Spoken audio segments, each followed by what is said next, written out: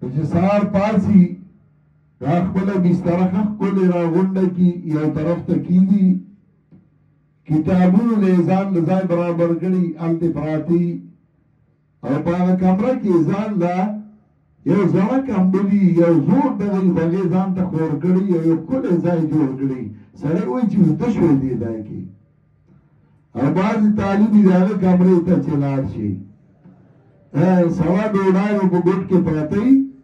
تک تور چانک به په بل ګوټ کې پروت وي شیطان پرتوب به په دیوال ځوړند وي څښا کیرم خیچنه سړی لږ صفایي خو کو انده یاره زه دوره شوشانه ناراستی دی خونده خدان لږ نواز من کا صفایی وکا ځان صفا کا خون کوي چې ځای دې صفایي کور دې صفایي خوراک دې صفایي ګوره هغوی مویغار کې ملاس دي خو چې ماګه ډوډۍ دلیږي نو یې خیال کو اسکا طعامن چې پاکیزه د طعام داغه نه راړه